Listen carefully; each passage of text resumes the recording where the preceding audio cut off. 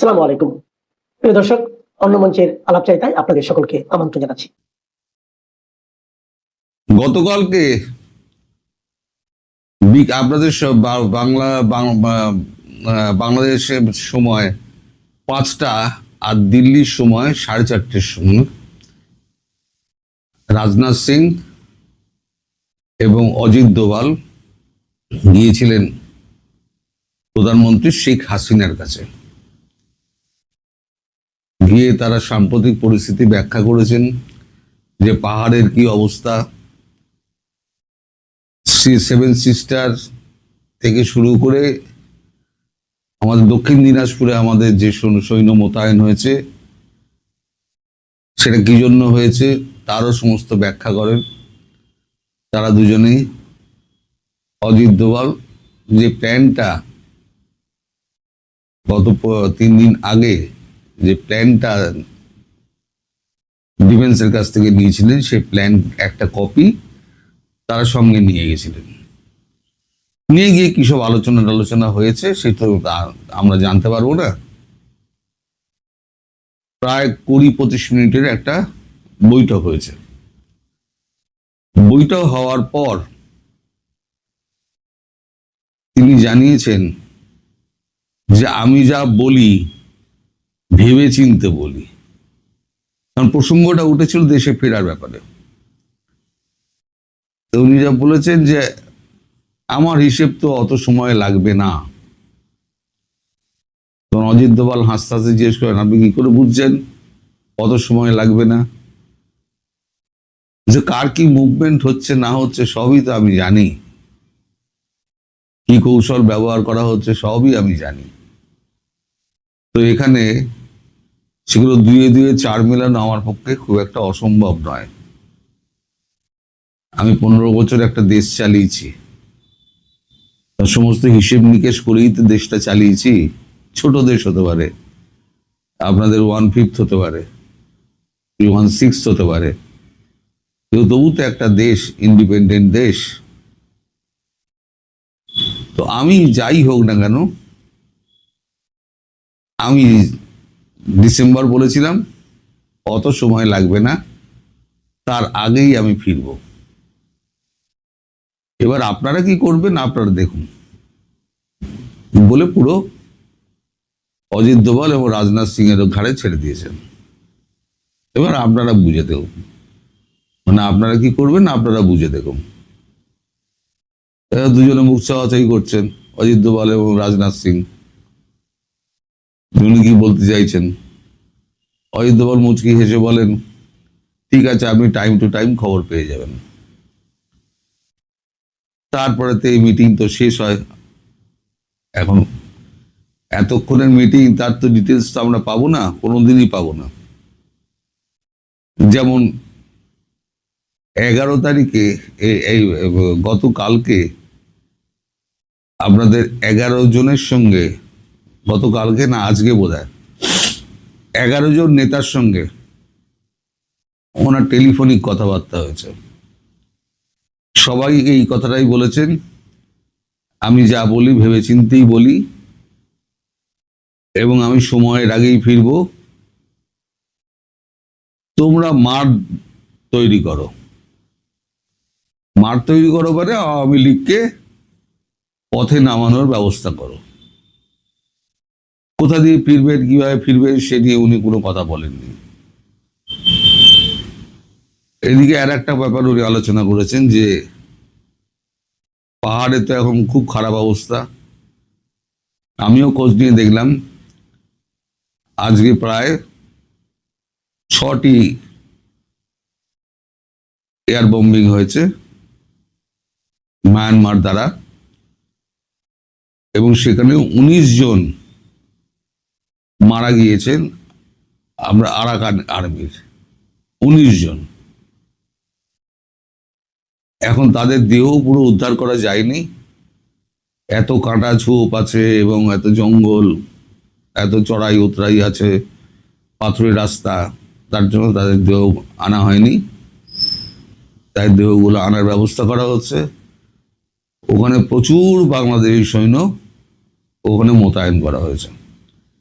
এদিকে আবার একটা খবর পাওয়া যাচ্ছে যে রাঙামাটি অঞ্চলে কুড়িগ্রাম এবং লালমনিরহাট এসব অঞ্চলে বাংলাদেশ সেনাবাহিনী খুব টহল দিচ্ছে। সব খবর আমরা এই স্যাটেলাইট মারফত পাচ্ছি, কোথায় কি হচ্ছে না হচ্ছে, কত সেনা আছে না আছে তাও আমরা জানি, তারা কি অস্ত্র বহন করছে, তারা কি প্ল্যান করছে তাও আমরা জানি। কিন্তু সেগুলো বিষয় না। বিষয়টা যেটা হচ্ছে যে বুটস অন গ্রাউন্ডস হবেই, তার কারণ কি জানেন? তার কারণ হচ্ছে 71 সালে বুটস অন গ্রাউন্ডস না করলে পরে, তখন তো মিসাইল ফিসাইল ছিল না, শুধু কামান দেখে আপনার পাকিস্তান বাহিনীকে সরানো যেত না। আর আমি বলেছিলাম আমেরিকা হাত পুড়িয়েছে এই ইরানের হাত দিয়ে,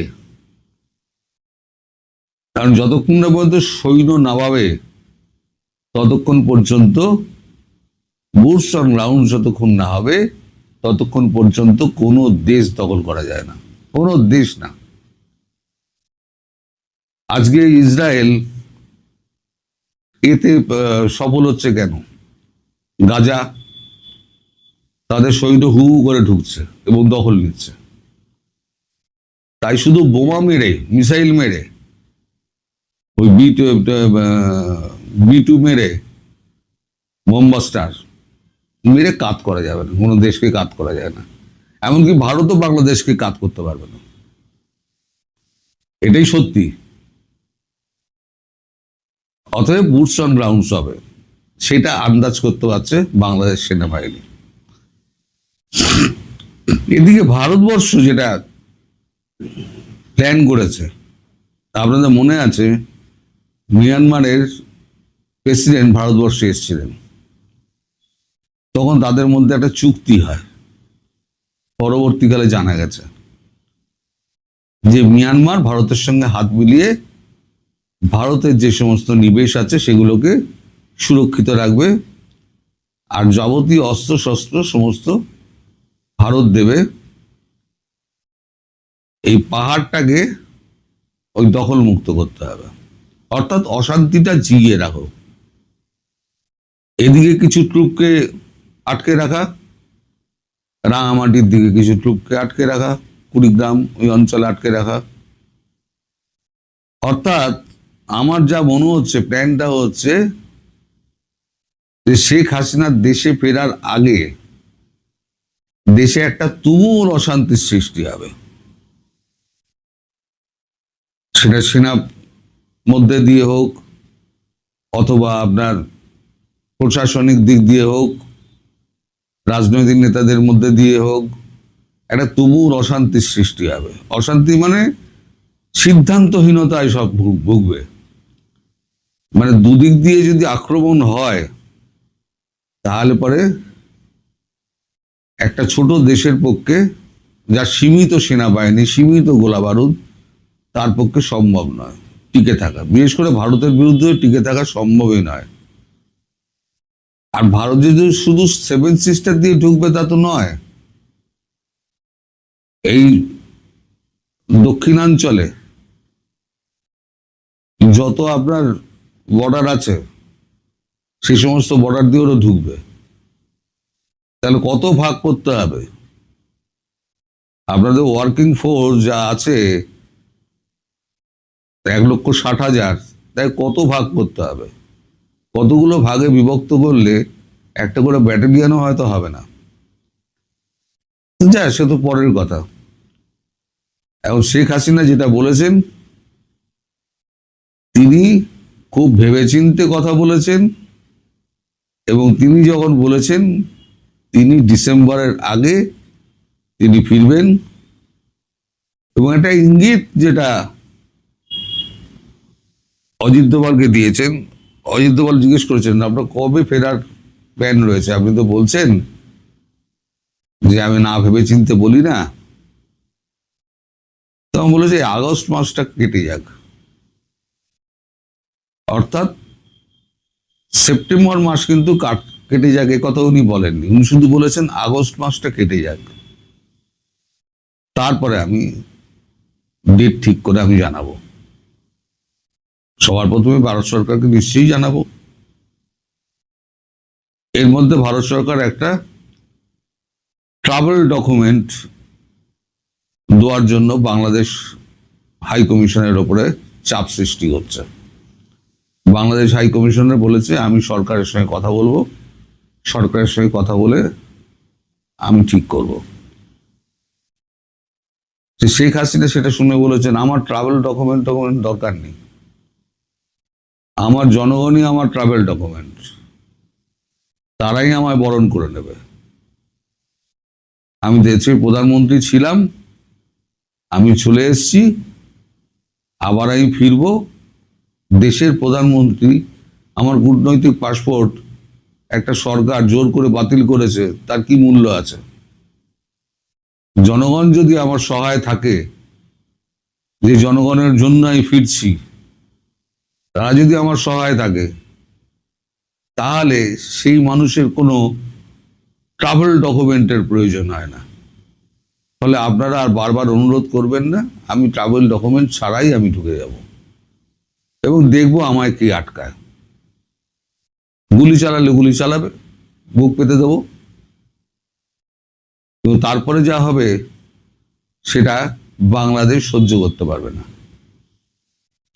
তো এই খবরটি জোগাড় করতে করতে আমার অনেক বেলা হয়ে গেল। মানে দিল্লি হয়ে এই খবর আসে এখানে, তাই আমি 1:30টার সময়, মানে দুপুর 2টোয় আপনাদের ওখানে যে খবরটা হয় সেটাতে আমি এটা দিতে পারিনি। এই খবরটা আমি এখন দিলাম। আগামীকাল যুদ্ধ পরিস্থিতি নিয়ে আমি আপনাদের আপডেট দেব, যে পাহাড়ে আপনাদের কি অবস্থা, লেটেস্ট কি অবস্থা, কতগুলো জায়গা বেদখল হয়েছে, কতগুলো জায়গা আরাকান আর্মি দখল করেছে, এবং আরসার কি অবস্থা, শান্তি বাহিনীর কি অবস্থা। তো 1000টা গ্রুপ রয়েছে, ইউডিএফ অনেক হাজার গ্রুপ রয়েছে।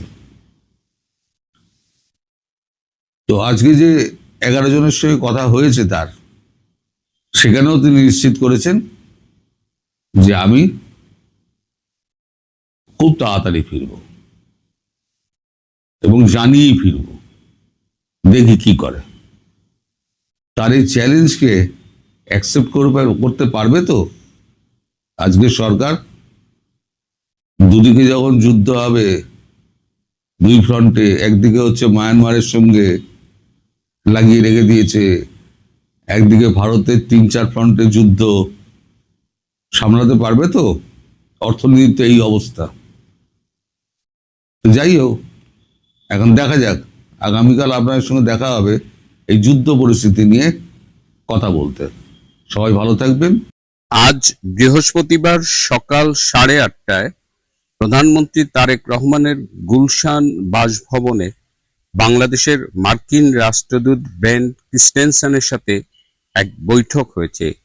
কি আলোচনা হয়েছে সেই বৈঠকে, বিশেষ করে এমন একটা প্রেক্ষাপট যখন বিএনপির সাবেক মন্ত্রী এবং একসময় জিয়াউর রহমানের খুব ঘনিষ্ঠ ছিলেন কর্নেল অলি আহমেদ, তিনি তারেক রহমানকে পরামর্শ দিচ্ছেন যেন ঢাকার বাইরে রাত না কাটান।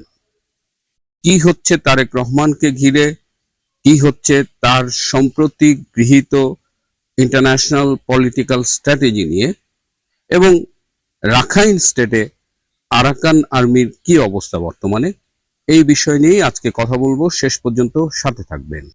তো আজকে সকাল 8:30টায় মার্কিন রাষ্ট্রদূত বাংলাদেশের প্রধানমন্ত্রী তারেক রহমানের গুলশানের বাসভবনে তিনি মিটিং করেছেন 8:30টায়। কি বিষয়ে মিটিং করেছেন সেটি নিয়ে আলোচনা চলছে।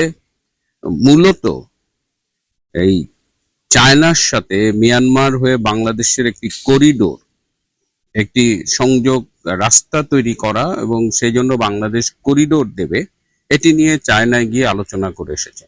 এছাড়া মোংলা পোর্টের রক্ষণাবেক্ষণের দায়িত্ব চীনকে দেবে বলে একটি আলোচনা প্রধানমন্ত্রী চীনে যে সেরে এসেছেন। মোংলা পোর্ট হলো ভারতের জন্য কৌশলগত দিক দিয়ে অত্যন্ত গুরুত্বপূর্ণ একটা পোর্ট। তো সেই পোর্টে কেন চীনকে দেয়া হবে সেটি নিয়ে জানতে চেয়েছেন ব্রেন্ট ক্রিস্টেনসেন। যে করিডোরকে দেওয়া নিয়ে এত কিছু হলো ডক্টর ইউনূসের আমলে, ডক্টর খলিল আরাকান আর্মির সাথে মিটিং করলেন, জাতিসংঘের মহাসচিব টেকনাফ এলেন রোহিঙ্গা শিবির পরিদর্শন করবার লক্ষ্যে, রোহিঙ্গা শিবিরের সাথে তিনি বিশাল জনসভা করলেন, কিন্তু সবকিছুর উদ্দেশ্য ছিল যে সেখানে একটা হিউম্যান করিডোর দেওয়া।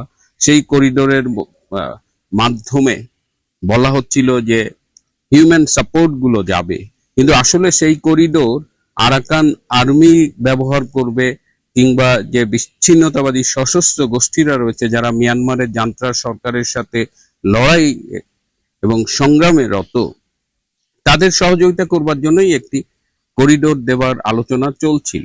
কিন্তু ডক্টর ইউনূস শেষমেশ করিডোরটা দিয়ে যেতে পারেননি এবং সেই সময় সেনা প্রধান বলেছিলেন যে কোনো করিডোর দেওয়া হবে না।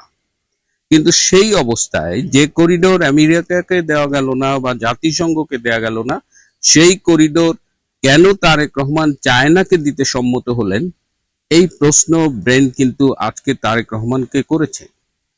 এই যে জিও পলিটিক্যাল সিচুয়েশনে আমেরিকার যে অবস্থান, তারেক রহমানের যে চীন প্রীতি এবং ব্রেন্ট ক্রিস্টেনসেনের যে বাংলাদেশে অ্যাসাইনমেন্টের অন্যতম লক্ষ্য হলো বাংলাদেশে চীনের উপরে প্রভাব কমানো, সব মিলিয়ে কিন্তু একটা জটিল পরিস্থিতির সৃষ্টি হয়েছে। এবং এই অবস্থায় ব্রেন্ট ক্রিস্টেনসেন কিন্তু বেশ কড়া ভাষায় এই প্রশ্নগুলো বাংলাদেশের প্রধানমন্ত্রীকে করেছেন। এখন বলতেই পারেন যে একটি স্বাধীন দেশের প্রধানমন্ত্রীকে একটি দেশের রাষ্ট্রদূত, যার অবস্থান হয়তো জয়েন্ট সেক্রেটারি বা সেই লেভেলে, সে কি করে প্রশ্ন করে, এটার ব্যবস্থা কিন্তু আমরাই করে দিয়েছি। আমরা বাংলাদেশের যারা আমেরিকার সাথে দাসত্বের চুক্তি সই করেছে এবং এই যে 2 বছর আগের জুলাই আগস্টে যে রেজিম চেঞ্জ, এখন বলা হচ্ছে সেই রেজিম চেঞ্জের অন্যতম হিরো ছিল মার্কিন রাষ্ট্রদূত পিটার হাস। তো পিটার হাসদের দ্বারা ব্যবহৃত হয়ে যখন আপনি বাংলাদেশে রেজিম চেঞ্জ করবেন, তখন এই দেশে এই ব্রেন্ট ক্রিস্টেনসেনরা আপনার উপরে ছড়ি ঘোরাবে, এটা খুব স্বাভাবিক। এবং একদিকে চীনকে আপনি সুবিধা দিচ্ছেন করিডোরে দেওয়ার মাধ্যমে, আর একদিকে মোংলা পোর্টের ব্যবস্থাপনার দায়িত্ব চীনকে দিয়ে আপনি ভারতকে চটাচ্ছেন। ঠিক এমন একটা মুহূর্তে চটাচ্ছেন যখন গতকাল নয়াদিল্লিতে বাংলাদেশের একাধিকবারের নির্বাচিত প্রধানমন্ত্রী শেখ হাসিনার সাথে ভারতের একটি অত্যন্ত গুরুত্বপূর্ণ প্রতিনিধি দল সাক্ষাৎ করেছে, সেখানে একজন মন্ত্রীও ছিলেন। এবং ঠিক তখনই আমরা দেখছি যে ভারতে যে মার্কিন রাষ্ট্রদূত সার্জিও গার্ড, তিনি এক্স হ্যান্ডেলে টুইট করে বলছেন যে একটি ভালো দক্ষিণ এশিয়া গড়বার একদম দ্বার প্রান্তে। তো বাংলাদেশকে এতটা অস্থির রেখে তো দক্ষিণ এশিয়াকে ভালো হিসেবে গড়বার কথা নয়। তাহলে আলোচনাটা আসলে কোন লেভেলে চলছে, পদ্মার আড়ালে কি ঘটছে? যে সার্জিও গার বলছেন দক্ষিণ এশিয়া, একটা ভালো দক্ষিণ এশিয়া গড়বার দ্বার প্রান্তে, ঠিক একই সময়ে ভারতের উচ্চ প্রতিনিধি দল শেখ হাসিনার সাথে দেখা করছেন এবং বাংলাদেশে তারেক রহমানের উপরে একটি প্রেশার তৈরি করা হয়েছে তার এই চায়নার প্রতি প্রীতি বা যে চায়নার প্রতি যে দহরম মহরম, সেটার কারণে। এবং ঠিক এই সময়ে আমরা ডক্টর খলিলকে কিন্তু ঠিকমতো দেখছি না। যত জটিলতা, যত মারপ্যাচ, এগুলো কিন্তু খলিলের মাধ্যমেই বাঁধানো হয়েছে। খলিল আমেরিকার হয়ে খেলছে, আবার তিনি চীনে গিয়ে তারেক রহমানের সাথে চীনের সম্পর্ক নিয়ে কাজ করছে। অর্থাৎ অনেকেই এখন বিএনপির বিশেষ করে সিনিয়র নেতৃবৃন্দ ডক্টর খলিলের উপরে ভীষণ ক্ষুব্ধ। তারা মনে করছেন যে ডক্টর খলিল তারেক রহমান এবং বর্তমান সরকারকে বিপদে ফেলছে। তার মানে দক্ষিণ এশিয়ার জিও পলিটিক্যাল সিচুয়েশন, যে রেজিম চেঞ্জে বলা হয় যে আমেরিকার হাত ছিল, সেই জায়গা থেকে কিন্তু এখন পরিস্থিতি বদলে গেছে। এখন ভারত, আমেরিকা, বাংলাদেশের বিভিন্ন স্টেক হোল্ডার্স, তাদের মধ্যে আলোচনা চলছে এবং এই আলোচনার একটাই লক্ষ্য যে সবাই মিলে এইখানে কি করে মার্কিন ভারতের স্বার্থ সংরক্ষণ করে একটা নতুন বন্দোবস্ত করা যায় সেই আলোচনায় চলছে।